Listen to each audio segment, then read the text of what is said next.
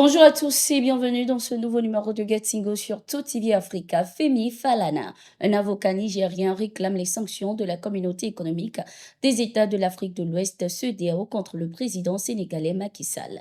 L'avocat a indiqué que l'institution sous-régionale doit imposer au président sénégalais et aux membres de son gouvernement des sanctions ciblées comme les interdictions de voyager et le gel des avoirs. Pour Femi Falana, le report de l'élection présidentielle au Sénégal est un coup d'État constitutionnel et une menace majeure pour l'État de droit. Le report des élections constitue également une violation fondamentale de la déclaration de Lomé et de la Charte africaine de démocratie des élections et de la gouvernance que le Sénégal a signée.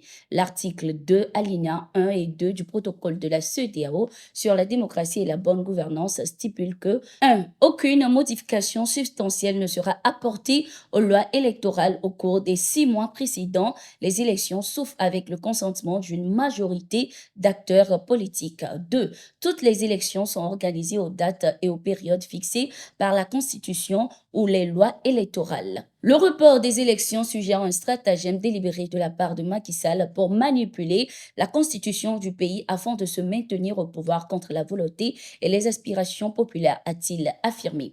Sur le continent, les analystes dénoncent l'attitude de la CEDEAO face à l'évolution de la crise au Sénégal. Dans ces deux communiqués sur la situation au Sénégal, l'institution sous-régionale n'a fait mention d'une quelconque condamnation à l'égard de la violation de la constitution sénégalaise par Macky Sall, mais a plutôt invité la classe politique à renoncer à la violence et à toute action susceptible de troubler davantage la paix et la stabilité du Sénégal.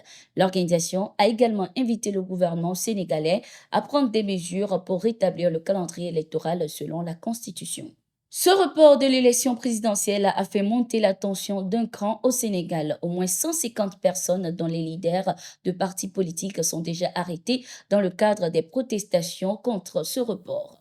Lors de sa rencontre ce 6 février avec le corps diplomatique et consulaire accrédité au Mali, le ministre malien des Affaires étrangères Abdoulaye Diop a laissé entendre que son pays est prêt à quitter toutes les organisations qui sont sous l'influence de puissances étrangères et qui sont à cet effet devenues une menace pour les États membres et les populations. Le chef de la diplomatie malienne a également abordé au cours des échanges les sujets sur les derniers développements de l'actualité nationale et sous-régionale, notamment le processus de paix au Mali, dans un contexte de caducité de l'accord pour la paix et la réconciliation issu du processus d'Alger, le retrait du Mali de la CEDEAO, le processus de retrait de la MINUSMA et la mise en place de l'Alliance des États du Sahel.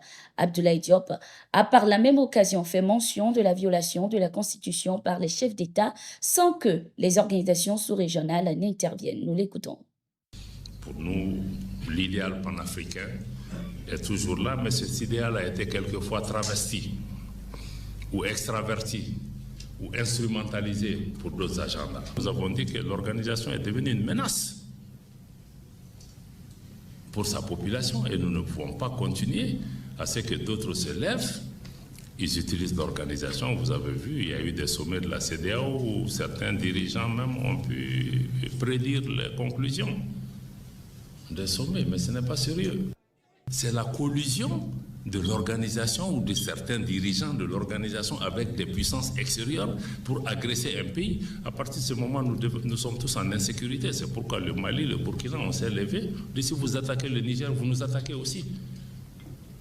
Parce que c'était évident que ce n'était pas la démocratie qui était en question. La démocratie est violée dans tous les pays. Tout le monde s'assoit et regarde tous les jours. Tout ça nous a amené un peu à comprendre que ces organisations ne sont plus sous le contrôle, sous notre contrôle à nous. À partir de cet instant, je ne peux pas donner le pouvoir à quelqu'un et que cette personne utilise ce pouvoir comme une arme contre moi. Je ne peux pas déposer mon argent dans une banque centrale et que cette banque centrale devienne un instrument pour me punir. Mais il y a un problème. Au Sénégal, l'accès à Internet a été rétabli ce 7 février à Dakar et dans plusieurs localités du pays après une coupure de 2 jours par les autorités. Le ministère des Télécommunications avait coupé l'Internet depuis le 5 février 2024 et avait justifié cette mesure par la diffusion sur les réseaux sociaux de messages haineux et subversifs dans un contexte de menace de troubles à l'ordre public. À travers un communiqué, le département des États-Unis a appelé ce 6 février les autorités sénégalaises à rétablir l'accès à Internet dans le pays. L'accès à Internet doit être rétabli, les libertés de réunion pacifique et d'expression doivent être respectées et tout le monde doit s'employer pacifiquement et rapidement à établir les conditions d'une élection libre et équitable, pouvait-on lire. Notons que les États-Unis ont également appelé le gouvernement sénégalais au respect des lois électorales et de la constitution sénégalaise après le report de la présidentielle décidé par le président sénégalais Macky Sall.